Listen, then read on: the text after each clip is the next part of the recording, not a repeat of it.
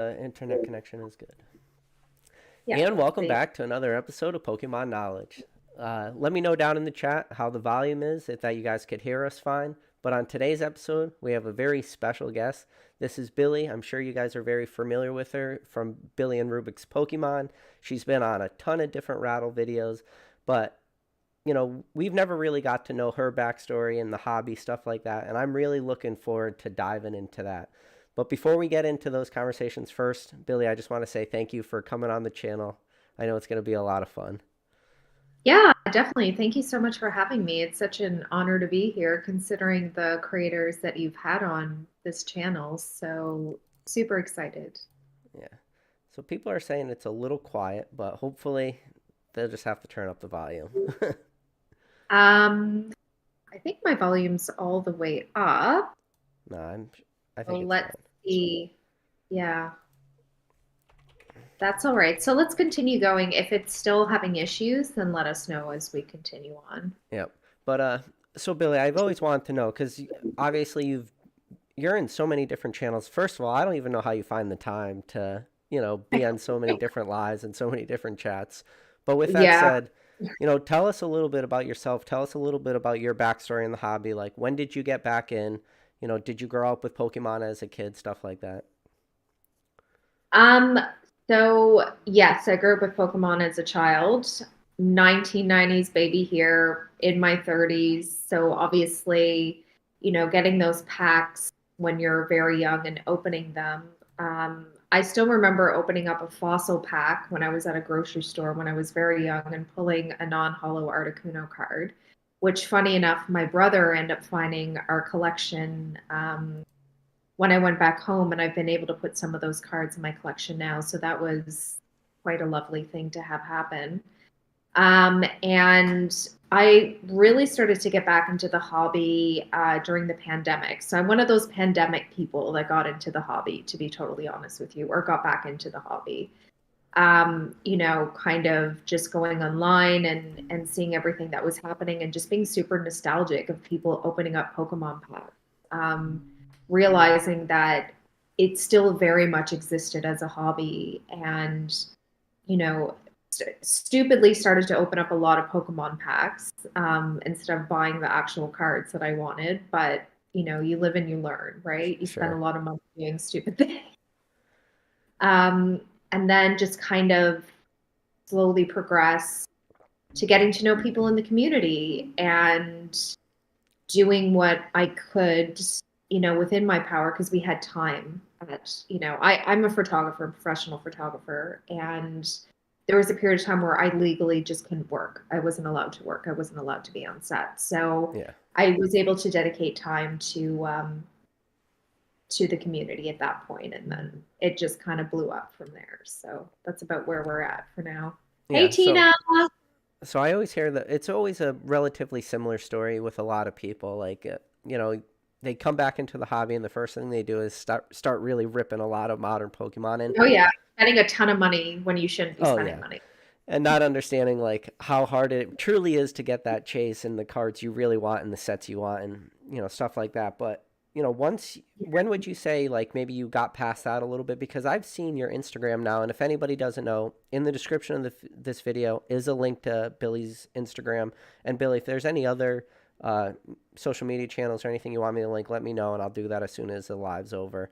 But Honestly, I was Instagram looking. is I good. was looking at a lot of your photos, and you have some pretty good taste when it comes to vintage cards. So, when did you Yeah, decide to take that one extra step? So, okay, you've opened up your share of modern. What makes you go? And I call it going a little bit deeper down the rabbit hole too. yeah.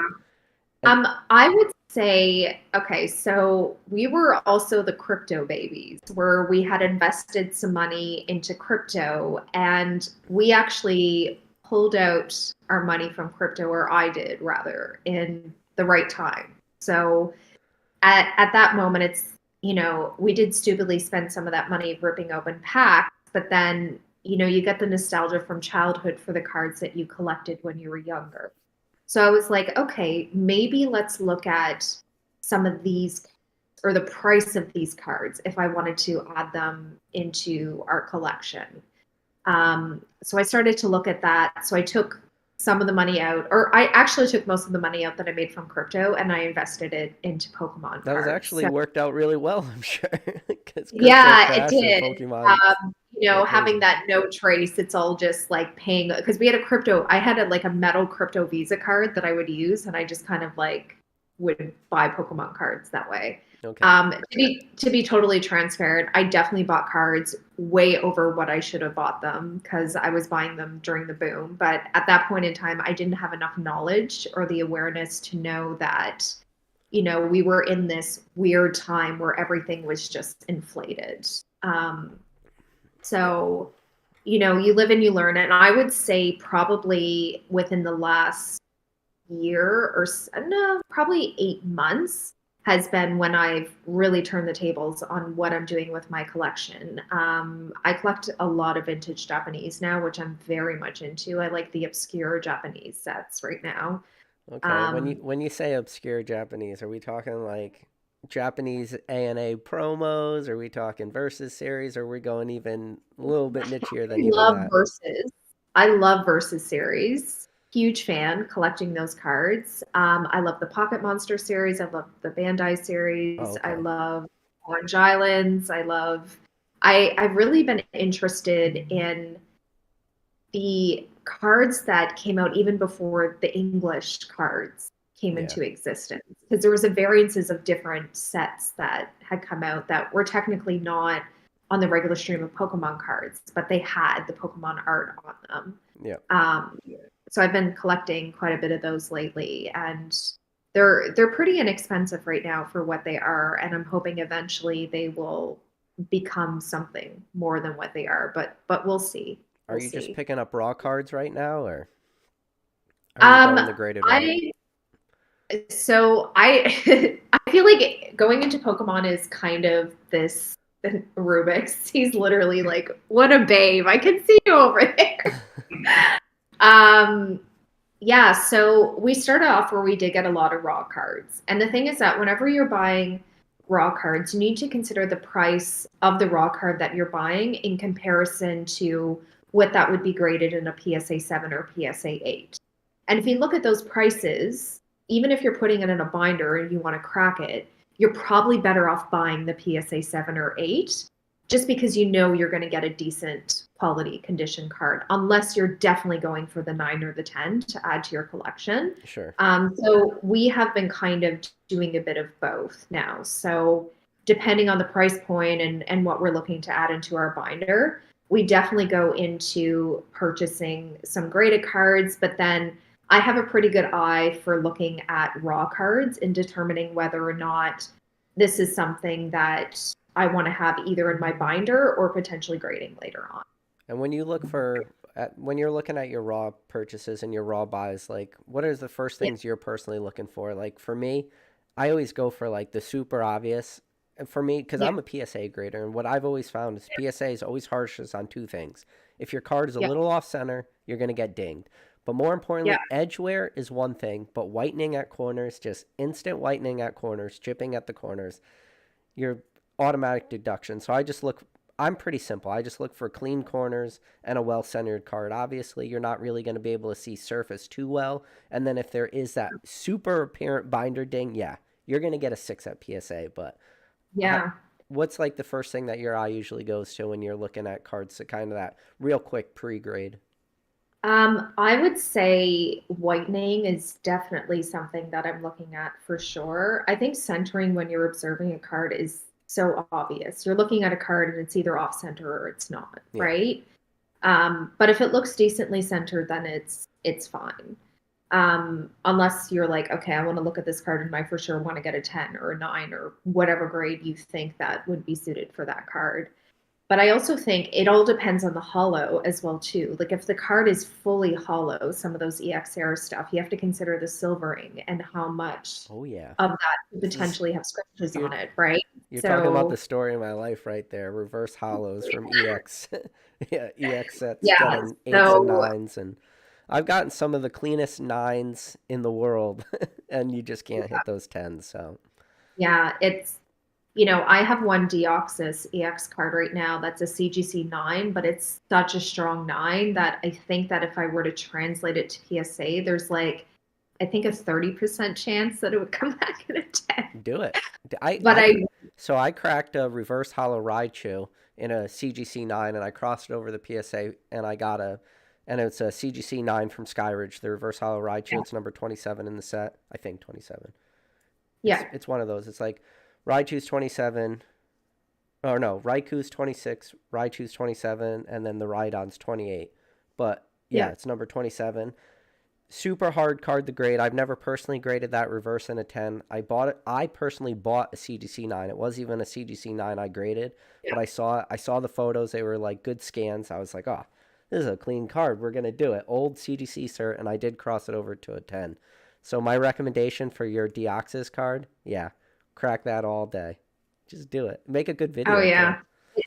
Um, I mean, maybe one day. For now, we're just gonna keep it there. I just tell it every day that I love it and that, I'm happy to have it as part of my collection.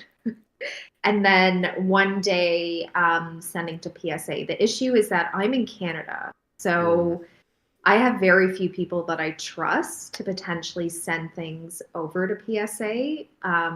Whereas we do have somebody for CGC currently that we do trust, that we know is not gonna, do anything weird with our cards.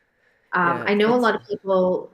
Sorry, go no. ahead. I was gonna say it's one thing to trust a middleman. It's another thing to trust CGC. You're fine with the middleman. I Yeah, wouldn't trust CGC. So unless you're really going for yeah. that CGC sponsorship, but I mean, in all fairness, we should just keep the cards in our binders then. We shouldn't trust any of the grading companies nah. because they're all kind of sleazy in their own Yeah. ways.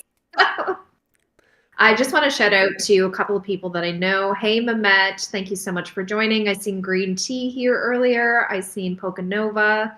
Thank you so much for coming to say hi. I'm normally a moderator in channels, so I'm going to tell everybody to hit that like button and make sure you're subscribed to PK. And now I feel better. I've done my moderator Yeah. duties. So I'm No, I'm smart. not a They can't comment in the chat unless they're subscribed. So I just make sure I put on subscriber only mode. There you go. Yeah. So no weirdos then. All right, Oh, cool. we got a couple, but that's okay. Um, Yeah, that's yeah. So, uh, ZCA Scarface says we need to get this podcast on Spotify. He listens a lot there. I wouldn't even know how to do that if I tried. I'm sure it's probably easy, but PK's at that age like myself where we're just kind of, that's too much. yeah, we're like we're Pokemon boomers at this point. We really are. You have to think of, the way the generations are kind of going with Pokemon now is that we have this very young generation that's now getting back into Pokemon, similarly to when you and I were younger and we were opening up Pokemon cards, which is wonderful because they're going to be super nostalgic about it when they are our age, which is going to be very healthy for the overall hobby Oh, with definitely. whoever's collecting. Yeah, so it's an interesting time because I don't know, not to say that the Pokemon hobby would have, gone away, but the fact that there's so many more people involved now, I think, and especially young people, which is really important, is going to be make the hobby long-standing and healthier for a longer period of time. Definitely. I always say that I think Pokemon has become this cross generational thing where when we were growing up with it, there's no such thing as cross generation in Pokemon in 1999. The only old person I know is Gary King Pokemon. Maybe he was the one, but he was doing Pokemon on some crazy level, going to Wizard of the Coast and loading up the trunk of his car with base set booster box. Like my parents weren't doing that. I'm sure your Yeah, parents weren't doing that. But, I you lived know, in northern New Brunswick. We were not doing that. yeah. So it was definitely not this cross generational thing. But now, as I look and I'm looking at myself and I'm looking at a lot of people in the chat and stuff, like they're getting their kids into Pokemon. Their kids are getting super excited. And then now I've personally met a lot of people that says what reignited the spark for them in Pokemon was that pack opening experience with their kids. They started Yes. opening up a couple packs, and the next thing, this is not a channel made for kids. So, Yeah, it's interesting. I can say that based on my life and my existence and with my own career because I'm a photographer. I specialize in commercial work in the beauty and fashion field. And for me to be like, oh yeah, I'm going to be a Pokemon collector one day, like that just seems obscene to me. But here we are. I have Pokemon everywhere. You can't hide it. It's fully out in the open. And I remember because prior to having our own separate Instagram, I was posting on my photography and my photography agent was like, can we have this as two separate things? Just so that, there wouldn't be, because she could see that I was going somewhere. She's like, I think this is really cool. You need to have this as a separate thing kind of scenario. Um, yeah. So, I mean, you just kind of never know where life is going to take you. And here we are, 35 something year old adults, and we're discussing a hobby that we loved as children and Yeah. still love as No, it's funny you say that, and that was actually going to be one of the questions I was going to ask you is about how do you navigate like your personal life? Because me personally, like navigating Pokemon in my personal life is like almost Mhm. non-existent in the fact that I don't have a lot of people I could speak to about Pokemon. That's why one of the reasons I created this channel, one Yeah. of the reasons that I've, you know, you end up like finding this little community in Pokemon, and I know Yes. you've, like I said, you've been Definitely. super engaged. You're always in like Rattle's happy hours and stuff like that. So Mhm. let me know a little bit about the backstory about how met Rattle and stuff like that because you've been in countless of his videos now. I know they're one long stream, right? And then he just breaks it up into a lot of videos, but you know. Um, I would say I always tell my husband that I have two different brains. So I have my work photography brain and then I have my Pokemon brain, and I'm able to use them interchangeably throughout the day. So I'll sometimes be in a Discord or in a chat talking to people, and then I'll get a call for a business call for photography, and then I will essentially work on that.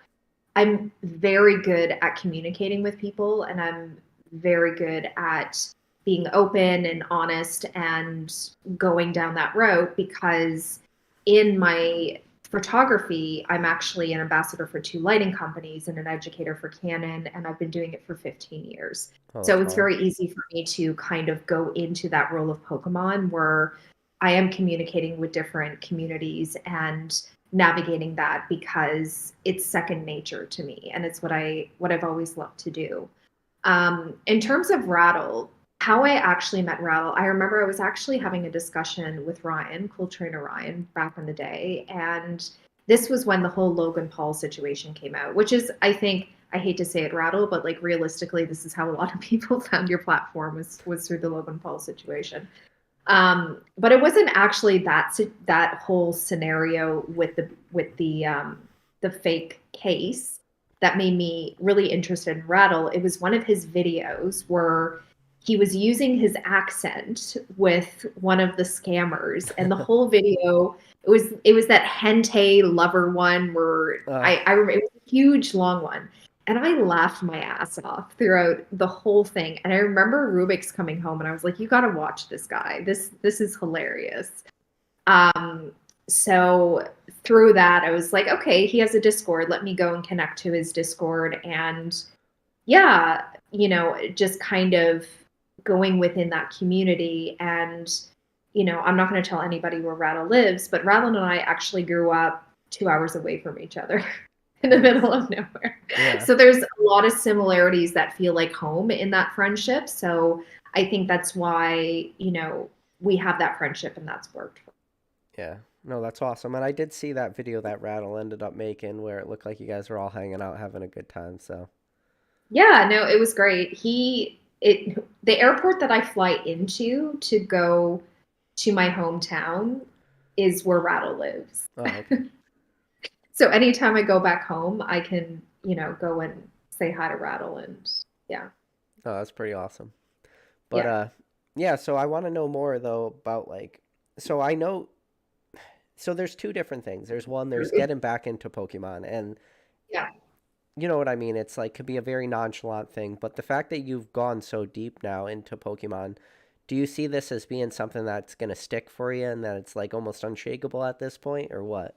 I think it is unshakable at this point. I think I'm way too active on a daily basis that unless something really tragic happened, it would be extremely challenging for me to remove myself. And I say this because I'm emotionally attached to a lot of the communities and the people in the communities as well as my collections. So I don't think it's an existence that I would like to have where it's not a part of what I'm doing. I'm also in the luxury right now where in terms of my photography career, that's basically settled. That's going to happen organically as it's meant to. I did all the legwork for that. So I have the time and the opportunity to work on something else. And the more freelancers that I talk to and the more individuals that I connect with, you realize that it's nice to have more than one thing because that helps you have a break from each of them so that when you kind of come back to them, you're refreshed and you're able to work with it in a healthy way. So doing Pokemon has actually been very healthy for my photography career and in the same way that being a photographer and having that, as my main, that will always be my main love. Yeah. I'm an artist. That's what I'll always be. But then having this other community side where I'm able to be so active is also another love that I have. So I don't think you can get rid of that. You can't get rid of things you love. You just Yeah. can't. No, and I'm glad you're doing that too, because I think the hardest things with Pokemon for some people, and especially when you're spending a little bit more time, is that work-life balance. But when you can kind of just make it, Yeah. in a way, part of your life, the same way it sounds like photography, well, while it's still work, is just a part of your life. And I know you were saying you got a pretty big photo shoot coming up in a couple months too, so Yeah. I'll Yeah. get So live. I'm heading to Milan in That's February. wild. Yeah, it is wild.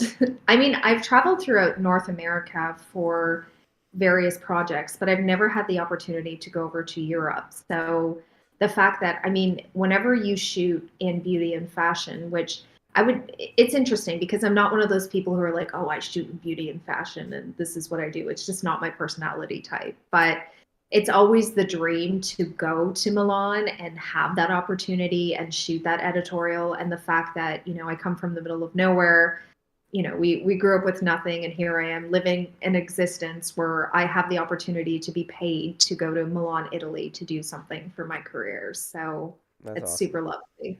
Yeah. And maybe I might even meet some Pokemon people when Yeah, I'm you never there. know.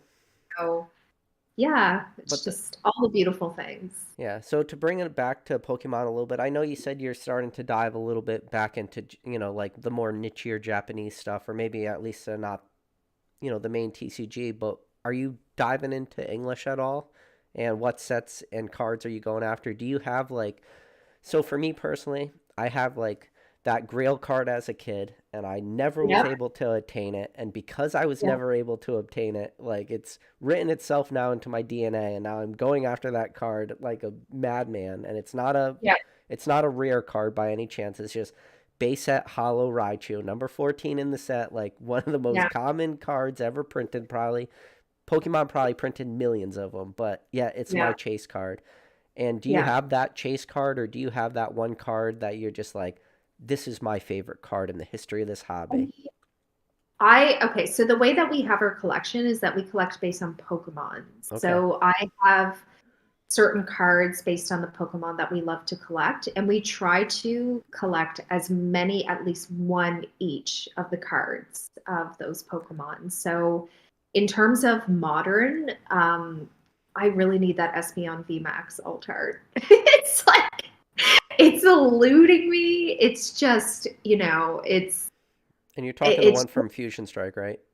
talking the one from Fusion Yeah. Strike, yes.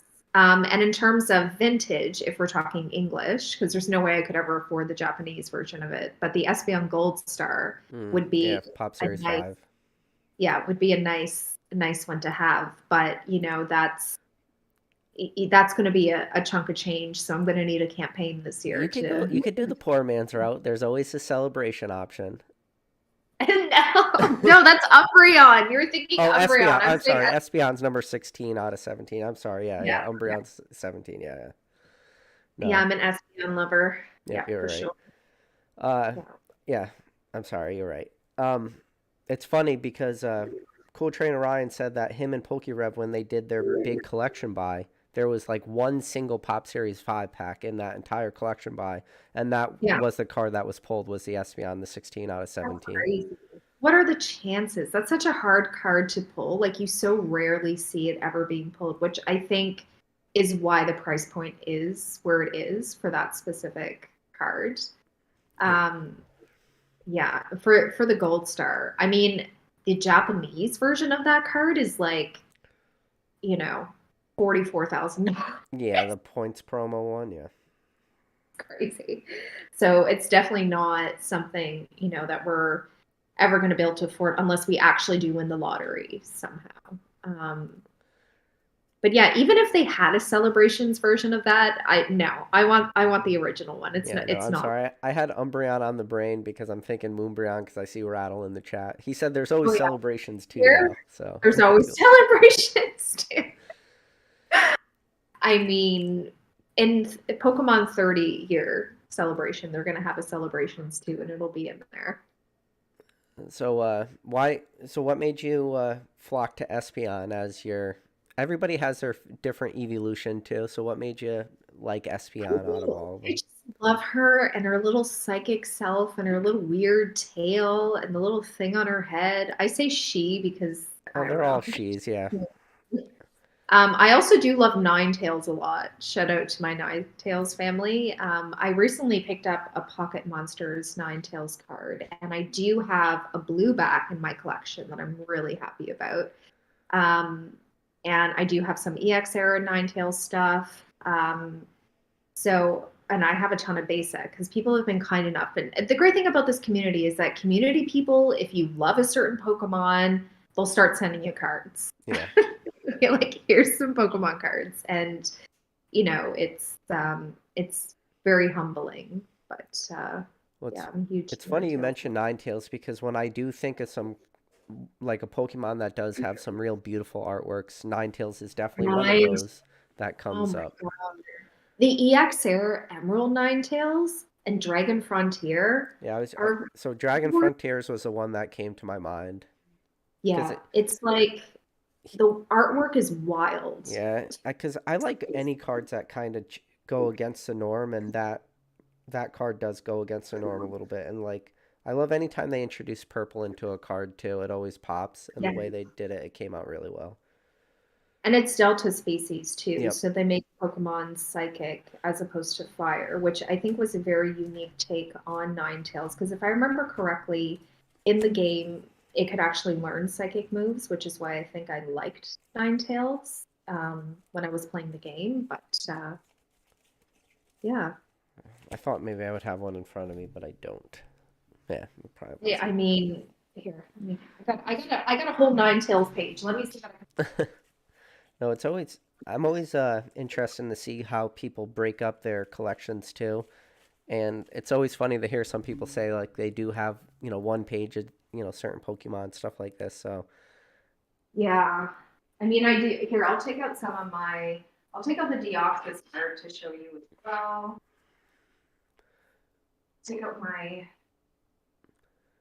binder. so I see you have a bunch of cards behind you. So what made you decide to display? And that was like for me, I obviously you've Yeah. been watching my channel. I've recently put this display up. Yeah. Okay, Deoxys, yep. Yeah, she's pretty minty to be. What's the cert number on it? Does it start with 37 or 38? It is. Well, it would be right above the barcode on the back. Yeah, it's Oh, 416. four. Oh, that was a later cert then. Oh yeah, we just got this graded. Oh, okay. And then I just got this one in the mail, so I was super happy about that. Just Yeah. not What collection. color back is that? This is not. This is just the regular pocket monster. This isn't the Oh, blue yeah. back or the green back, but I do have the blue back. I think I have this is the right, yes. So this is my Ninetales page right now. Okay. Looks. Yeah, they look all unlimited. Any of them shadowless? Any of the no damage or? No, I would love a shadowless. I have some Japanese here. it would be nice to get a first edition at some point. I do. This is the blueback version I have. So Okay. this is the blueback one. So this, for anybody who doesn't know, is the blueback nine tails. So this is the second edition because it has the writing up here. Um, it's essentially the very first set that Pokemon ever did to introduce Pokemon. Um, I think that's correct. You can correct me if I'm wrong. Anybody can correct me if I'm wrong. But if I remember correctly, that's what it Yes and is. no. Yes and no. Yeah. I mean, that's the whole blueback Charizard argument. Like, is it the rookie card? Yeah. Yeah. Just beautiful artwork. And I have it based off of the Pokemon.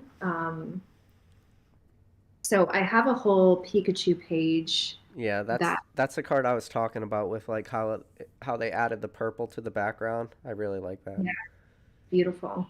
I Philippe break cards. I can't do break cards. Yeah. Uh, And that Nine Tails too in the reverse hollow because it has the actual set name on it. That the one you have is the hollow, but with the reverse hollow, it Yeah, is a beautiful card. It just pops. yeah. No, it is really nice. I mean, I do have some Japanese variances of it. So this is Oh yeah. really nice. Japanese for gold, soul, silver. Um, So yeah, a bunch of different things. so Sorry, go ahead. obviously you were into Pokemon as a kid and then you got back into Pokemon. Have you found yourself flocking to certain areas though or certain timelines, I should say? Like In terms of what sets I collect, yeah, is it that WotC timeline? Is it that early Nintendo? Is it the Heart Gold, Silver, the black and white, you know? do you mean English or Japanese? Because these are two Oh, different things. oh. I'm mainly an English fan, but I mean if you're going like the Diamond and Pearl route and you're doing that Japanese grind, like good for you, but or Yeah, even black and so white cards too in Japanese are relatively scarce unless you know how to really I mean, I've had people on my channel before who have done that black and white Japanese grind and been relatively successful, but not a lot of people are doing that. yeah, they're really hard to find. In terms of what if I was doing English sets, I would go after the EX era. So I love the EX era and Wizard of the Coast. Don't and also I do very much enjoy the character cards and alt art cards that are coming out now Yeah. because just simply because of the art that is on these cards are absolutely incredible. Do you have a Um, favorite of the yes, the characters? Espeon alt art with the books is Okay, my yeah. favorite. Yeah, That is a good one. it's just very Harry Potter vibes. Yeah. My favorite character rare is from Cosmic Eclipse. It's the Red's Pikachu.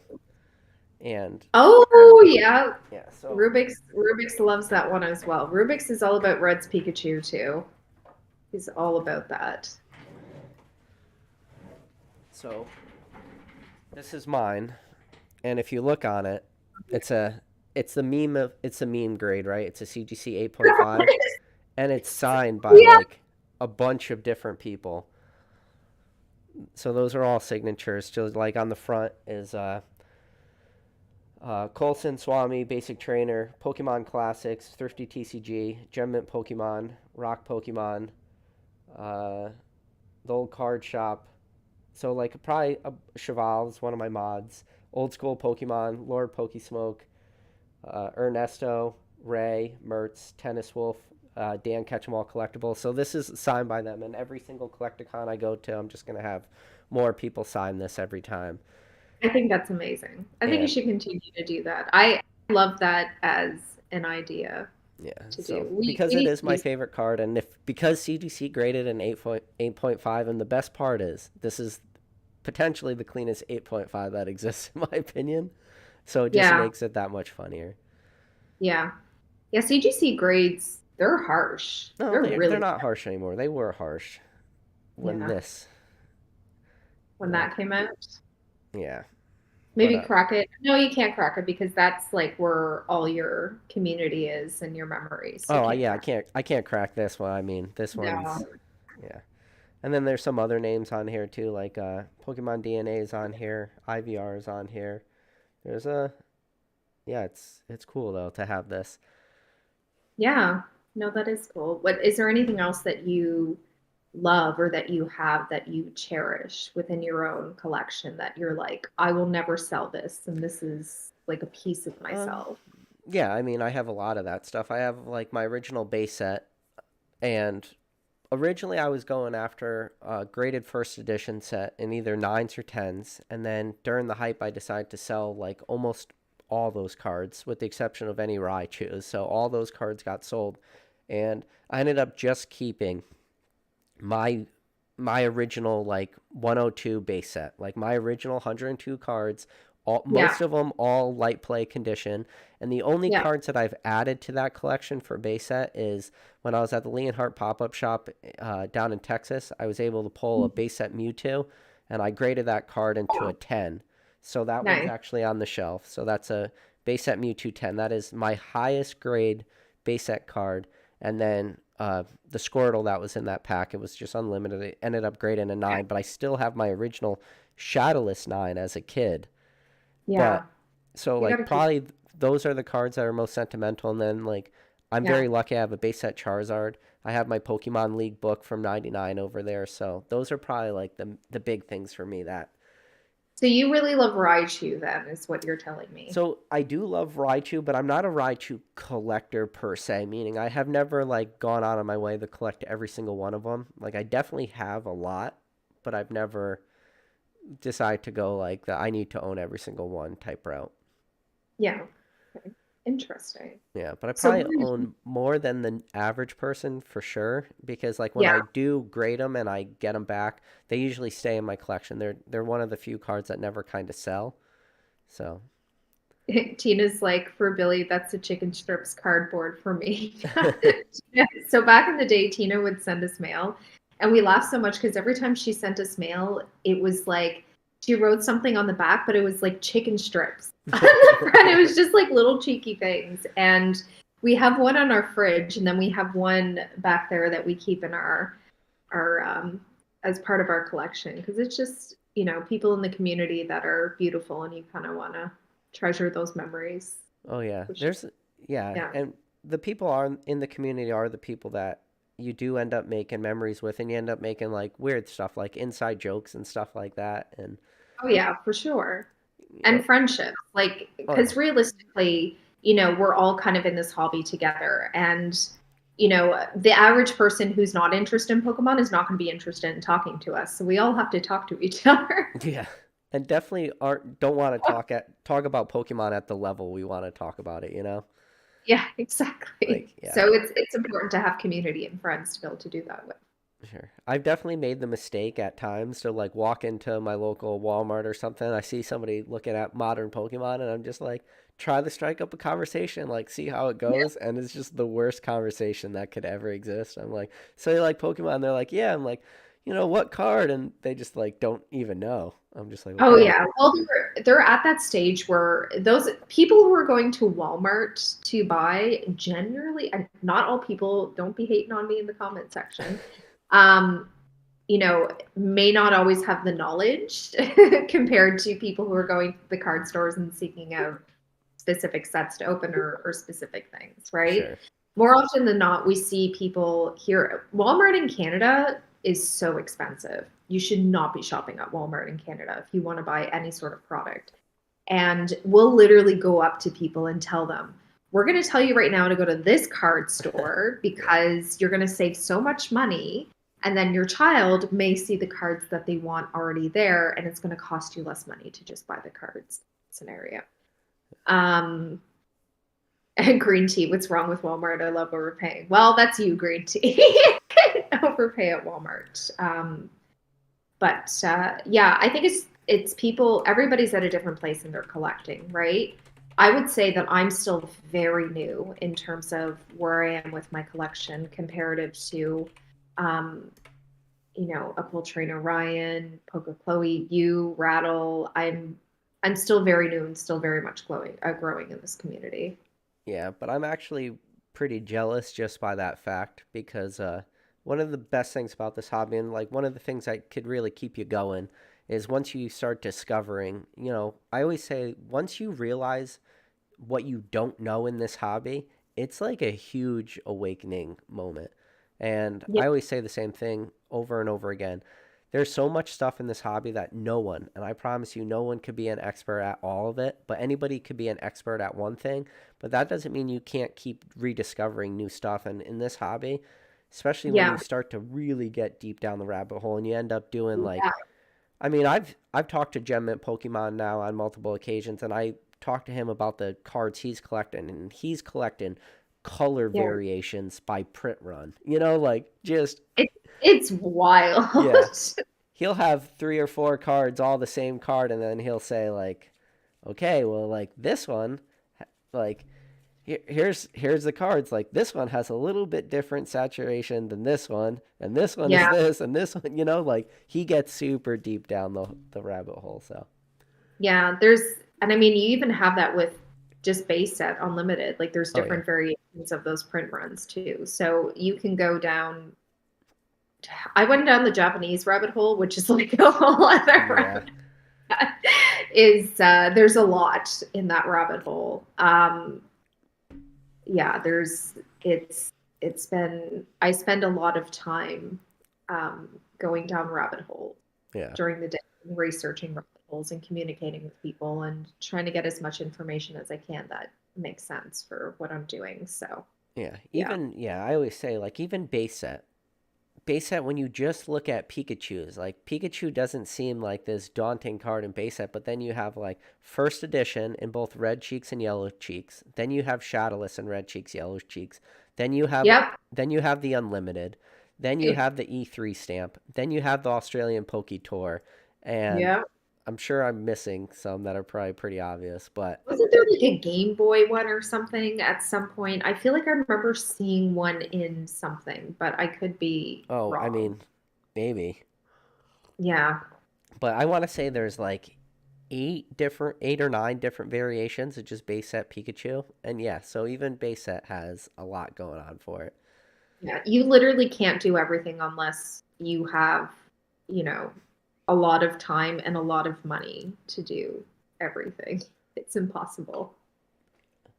So Grow in Reality said at PK, what is Billie's second favorite Pokemon? So I think we kind of answered that, right? With Ninetales and Ninetales. I'm a huge Ninetales Espeon. I love Arcanine. I love Deoxys.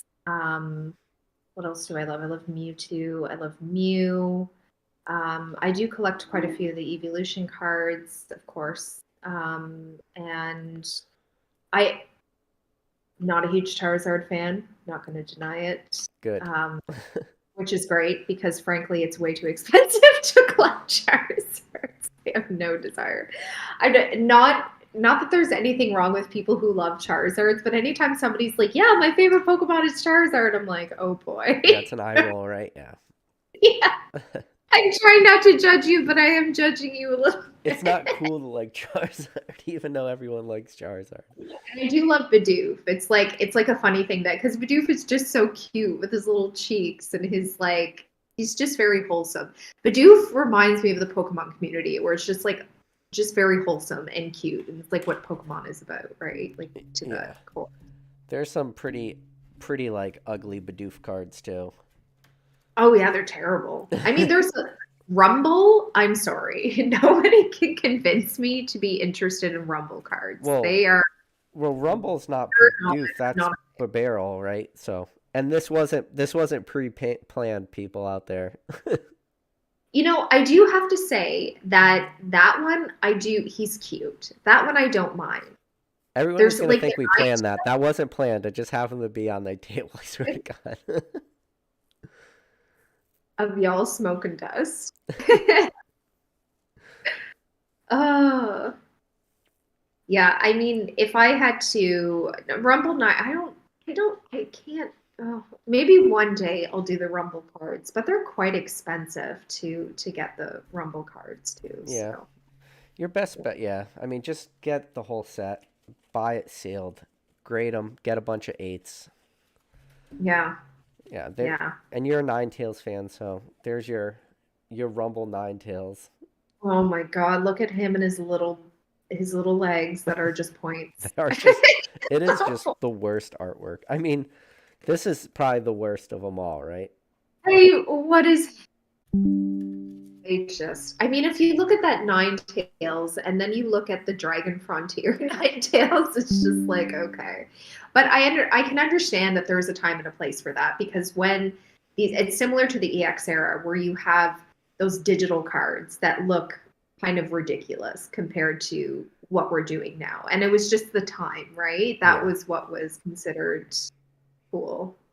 Yeah, there's a lot of cards like that that just, because time keeps moving on, so some of this artwork, especially like some of this old school computer animated artwork, does not age very well. So, It doesn't age very well at all. But that was what we thought was good back in the day. It's kind of cool because it's a part of history, right? Like that's what technology was, and it was so cool and it was so advanced at that point in time. I mean, we say that now, but imagine what cards are going to be in, 20 to 30 years from now. For all we know, they're not even going to be cards. They're just going to be in our brains yeah. with the way that technology is going. But I feel like us older generation are not going to be cool with that. We're going to be like, no, we need to hold something, Yeah. right? Yeah. I still write everything on a piece of paper. I can't imagine, not being able to hold something. So Yeah, we'll I'm always see. fascinated with that question of how is the generation that's getting in today, like first experiences with Sword and Shield like that, and they were Yeah. hit with alternative arts and yeah, I guess Rainbow Rares and stuff or Sun and Moon, but I mean they hit with Rainbow Rares and full art trainers and the coolest alt arts we've potentially ever seen. And Yeah. how are they going to look back, at like these early WotC cards, like your base set Jungle Fossil and Team Rocket, or and then I guess base set 2 before Team Rocket was just Yeah. a reprint and stuff like that. And then even like, your Gyms or your Neos or Legendary Collection, Expedition, Aquapolis, Skyridge. Like, how do you look at all these cards when you have all the best artworks arguably in history? Or do they look at it special because they know it's special? Like, I don't know how they're going to navigate that. Yeah. I mean, there are some kids now that prefer the Wizard of the Coast era. I have seen those type of collectors when they I've are heard very about that. young, they enjoy. But I mean, the younger, like the very young generation, they're growing up with rainbow rares and gold cards. I Yeah. think I personally don't like rainbow rare cards. Not a huge fan of gold cards. However, I feel as though when these kids age and they get older, considering that they're getting rid of rainbow rare cards, that they might actually be an asset later on at some point. Yeah. So we'll see how that goes. There's a couple rainbows that I really like, but the only problem is like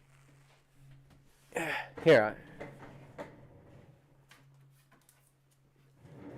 like here's a rainbow card. What card is this? You know, like do you? It's really cute. That's one of Tina's favorites. Okay, you that was actually correct. You got that right Yeah. from Lost Thunder. It's actually my favorite Mimikyu because it was like his rookie card, but yeah, it's I like mean, it's extremely cute. hard to see what this is, and if it's over there on the back, like no one could ever pick out that card. Yeah. Yeah. I might be able to, but the average person probably Yeah. can.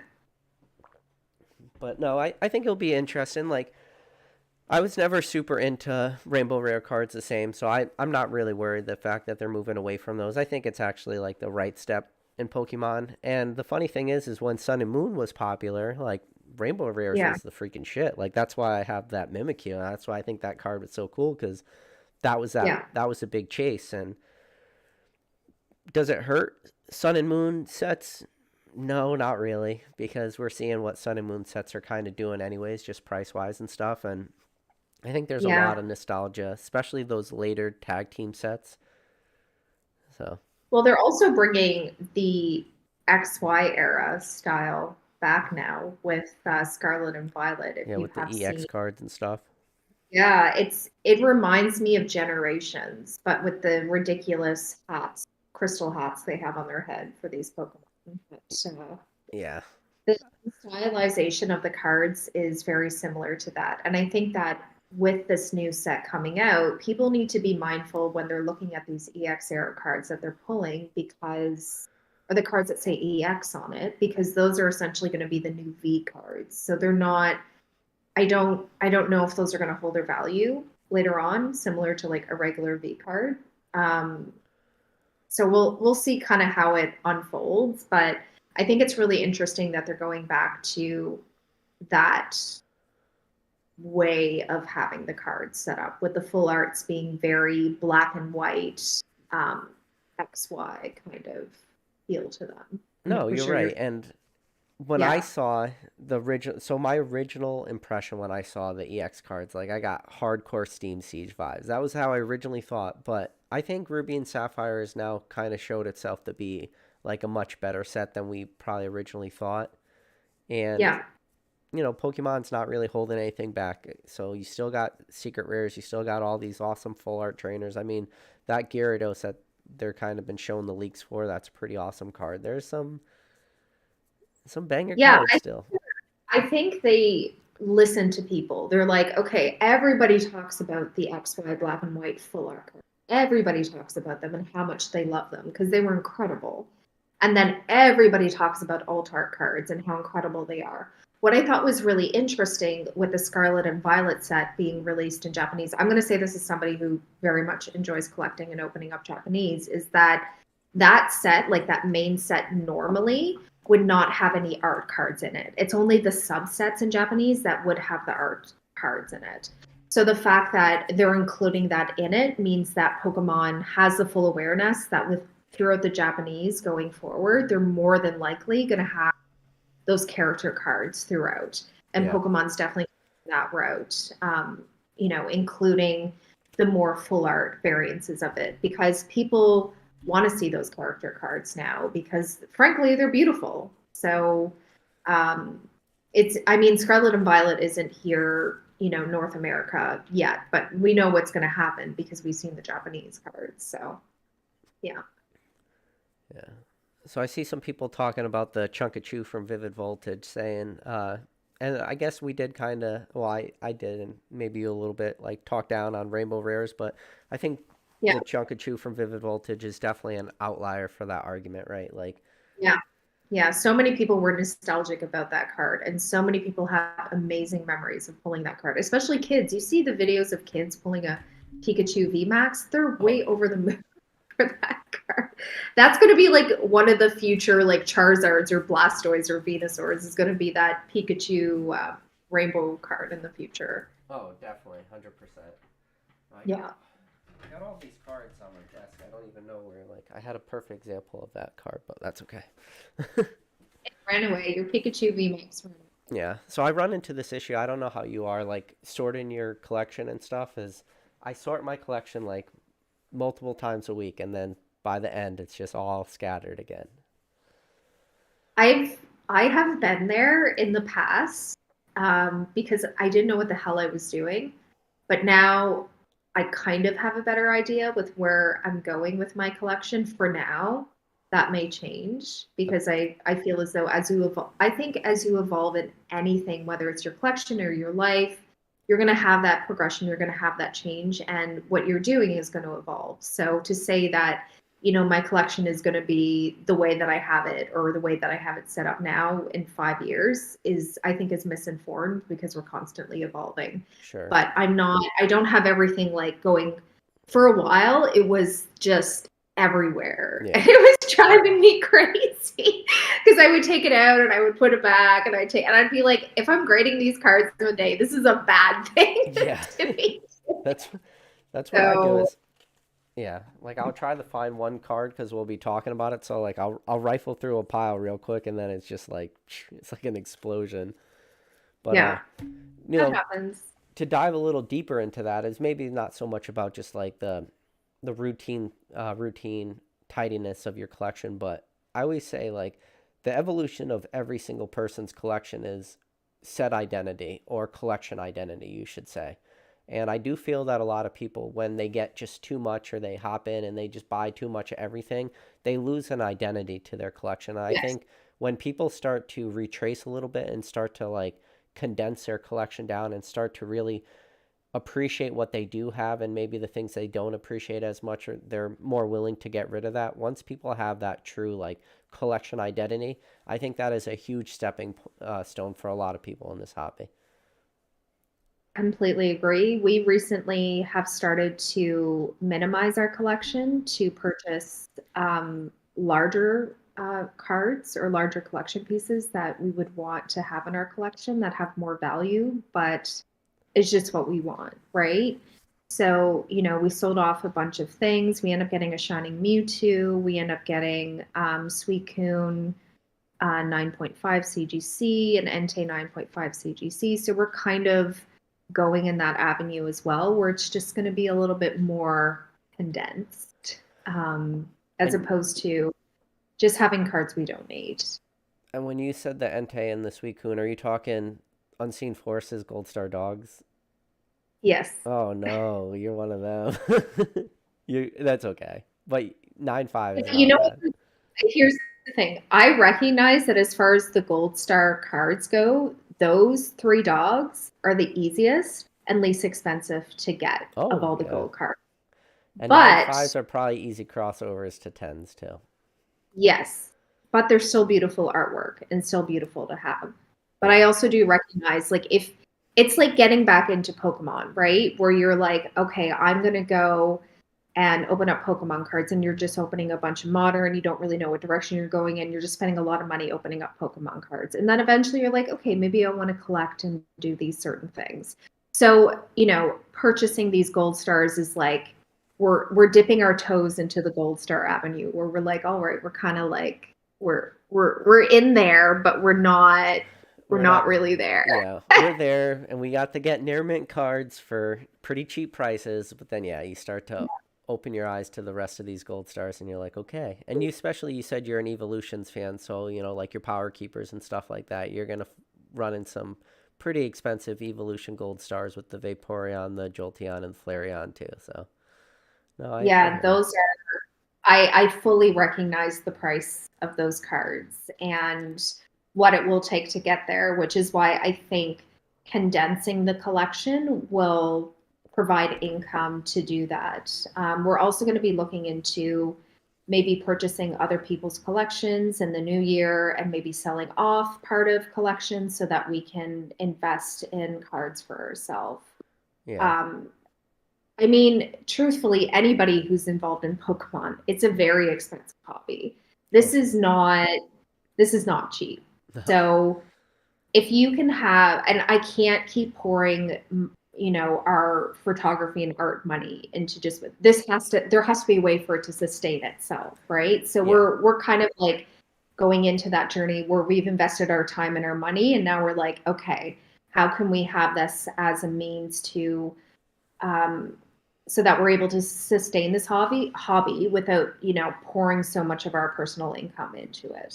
Oh, yeah. And the fact that you're doing that's good too, because Pokemon becomes like this perpetual motion device, right? Like once you start that collection, and if you're good at it, you can turn that very small collection and just keep turning and burning it, turning and burning it, and growing it bigger and bigger as long as you're on the winning side of the transactions going forward too. And there's a lot that goes into that, and a lot of that is condition rarity and grading Yeah, cards and maximize. You take something that has value, because Pokemon cards has value, but then you find a way to maximize the value you could get out of that card. And yeah, whether that is just arbitrage on different platforms or realizing condition rarity and like what it's going to mean in a 10 versus what is that card going to mean in a raw form. Or I mean, there's yeah, even reverse arbitrage where you could pick up a PSA 7 and that card in yeah, a 7 sells for 20%, 30% less than the raw prices because people are yeah, going for that 10. Like there's yeah, levels to it. So, it's a lot of fun though. And it's actually one yeah, of the things I enjoy most is what you were just talking about. yeah. Those little nuances and things that you kind of learn as you go along. And I definitely, I would say within the past 6 months have taken a lot of recognition to the fact that if I'm buying raw cards, I need to look at the price point in terms of what it is graded so that, like you said, it's I might as well get a PSA 8 if it's the same price. Yeah. Because the reality is, I hate to say it, everybody, the chances of it coming back a 10, unless you're really good at scoping those things out, it's not coming back a 10. Like just be realistic, right? Like I know it's hard because we all want those 10s, but like be realistic. Mm, Be a little logical. yeah. Unless you're really, really good at um, looking at a card and being like, okay, I The think ultimate this, pre-grader, yeah. Don't worry, yeah, I've pre-graded cards that I thought were tens and they come back sixes because there's just like this minute ding that even I miss. So it happens to the best of us. yeah, So totally. It definitely does happen. True. yeah. But no, I just want to, yeah, I think we'll probably wrap up this live, but I just want to say, Billie, thank you so much for coming on this channel. And it's been so fun to just watch you on all the different rattle videos. And, I got to meet you, I got to meet Rubix and, chatting in Rattle's Discord and chatting in his happy hour. It's always fun. You guys bring like this great positive energy to this hobby. And I think sometimes that is lacking a little bit. So to see you guys have this positive energy, I think it's awesome. Well, thank you so much for having me. It's been an honor to be here, and the fact that you even asked me, because I know that when you do these podcasts that you're interviewing people who are way further along in their collections that we are, but that you recognize us as a positive force really means a lot. So thank you. Oh, definitely. And again, Yeah. for everybody out there who's just tuning in now or tuned in after the fact, in the description of this video below, hey, Rubix. In the description of this video below is a description to Billie's Instagram. And again, Billie, if there's anything else you want me to link down below, just let me know. I definitely recommend you guys going in the description, clicking on that Instagram link, giving her a follow. And the only thing I ever ask from you guys is to do two things. One, hit that like button. Hit that like button helps me out a lot, pushes this video out to a lot of people. And then other people will be able to see, how engaged and how happy and how active Billie is in this hobby. And I think she's doing it right. And a lot of Thank people you. are doing Pokemon wrong. I think she's doing Pokemon right. And also Thank hit that subscribe button. It helps me out a lot. Do you have any closing Yeah. thoughts? You have any closing? Uh, I would say closing thoughts would be just have fun with it.